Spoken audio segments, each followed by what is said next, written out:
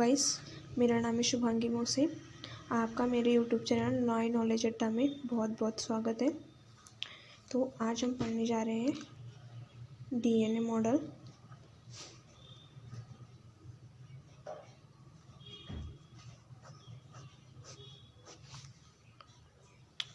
ये जो DNA model है वो डीएनए के स्ट्रक्चर के बारे में बताता है।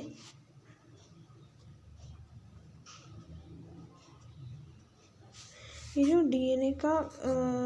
डीएनए मॉडल था वो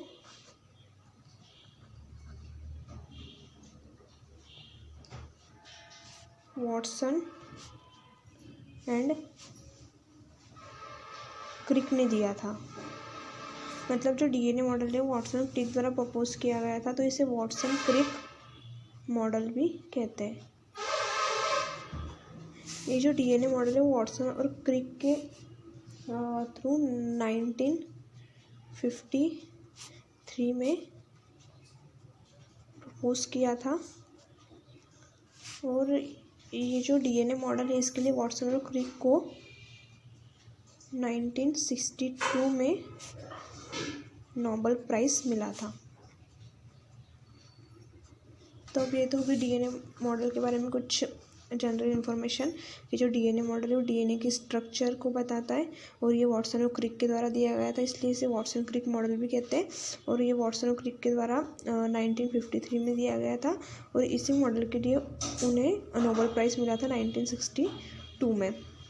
हम पढ़ते हैं कि डीएनए मॉडल है क्या। तो डीएनए मॉडल पढ़ने से पहले मैं आपको बता देती हूँ कि न्यूक्लियोटाइड क्या होता है, क्योंकि न्यूक्लियोटाइड के यदि आपको इन्फॉर्मेशन होगी तो आपको जो डीएनए मॉडल है वो अच्छी तरीके से समझ में आएगा। तो न्यूक्लियोटाइड मतलब जो नाइट्रोजन बेसिस होते हैं,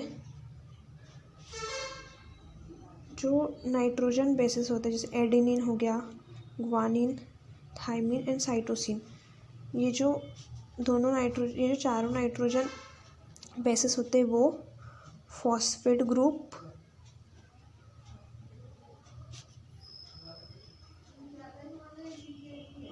एंड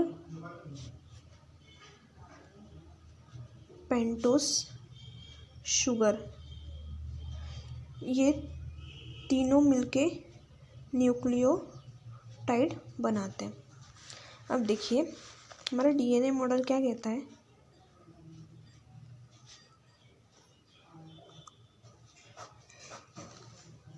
ये कहता है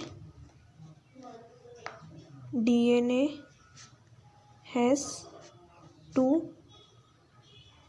polynucleotide chains which are springly folded to each other। इसका मतलब क्या कि देखो ये जो स्ट्रक्चर बना nitrogen base, phosphate sugar and pentose शर्करा से, जिसको हम न्यूक्लियोटाइड कहते हैं। देखिए यानी ये एक न्यूक्लियोटाइड है। न्यूक्लियोटाइड ऐसा नहीं होता है, ये हम एज ए एग्जाम्पल इसे रफ वर्क से समझ रहे हैं।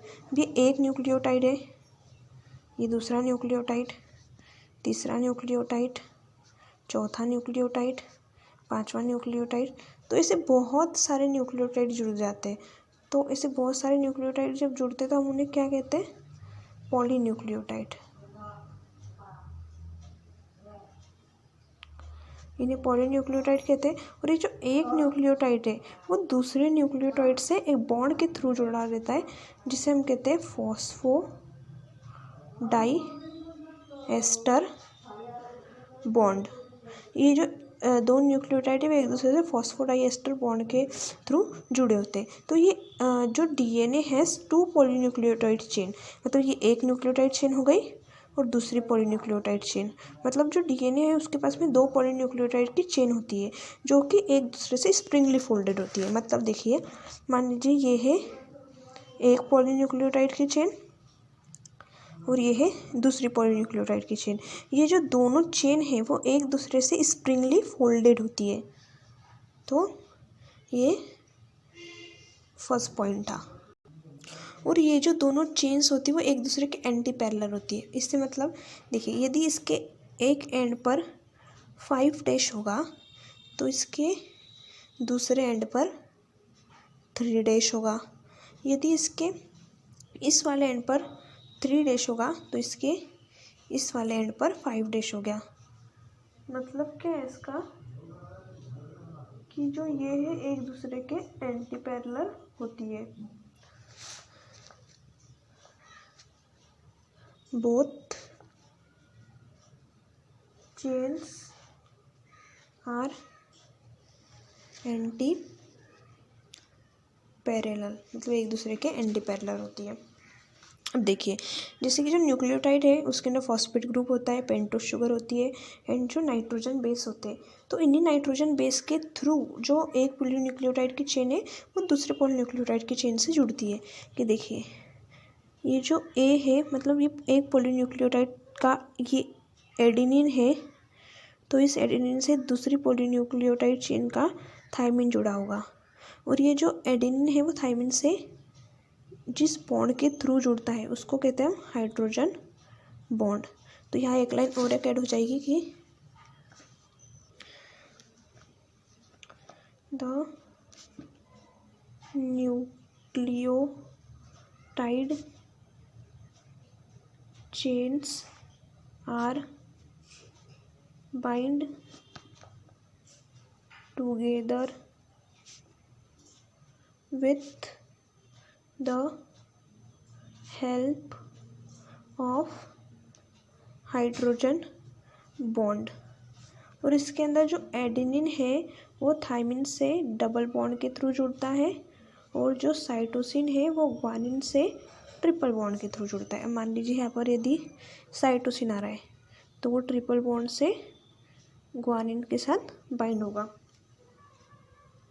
अब देखिए, जो यहाँ से यहाँ तक है इसको हम डीएनए हेलिक्स कहते हैं। ये एक हेलिक्स हो गया, ये दूसरा हेलिक्स हो गया। तो जो डीएनए के एक हेलिक्स है इसके अंदर 10 न्यूक्लियोटाइड होते हैं। मान लीजिए एक न्यूक्लियोटाइड है 1 2 3 4 5 6 7 8 9 10। इस तरीके से जो है 10 न्यूक्लियोटाइड जुड़े होते हैं 1 हेलिक्स में। और ये जो 10 न्यूक्लियोटाइड है जिसे हम एक 1 हेलिक्स कहते हैं, ये 34 एंगस्ट्रॉम होता है। और जो ये डीएनए है इसका जो डायमेंशन है वो 20 एंगस्ट्रॉम होता है। यहाँ से यहाँ तक, यहाँ से यहाँ तक का जो एंगस्ट्रॉम है 20 एंगस्ट्रॉम होता है। तो वाटसन और क्रिक ने अपने मॉडल के अंदर ये सारी बातें बताई। तो उन्होंने क्या बताया, देखिए जो डीएनए मॉडल था वाटसन और क्रिक के द्वारा दिया गया था, जो कि 1953 में प्रपोज किया गया था। जो डीएनए है वो पॉलीन्यूक्लियोटाइड चेन का बना होता है, 2 पॉलीन्यूक्लियोटाइड चेन का। ये जो पॉलीन्यूक्लियोटाइड चेन है वो न्यूक्लियोटाइड्स की बनी होती है और जो न्यूक्लियोटाइड्स है वो एक दूसरे से फॉस्फोडाइएस्टर बॉन्ड के थ्रू बाइंड होते हैं। ये एक चेन हो गई, फिर दूसरी चेन हो गई जो कि एक दूसरे से स्प्रिंगली फोल्डेड होती है। ये एक दूसरे से हाइड्रोजन बॉन्ड के द्वारा जुड़ी होती है।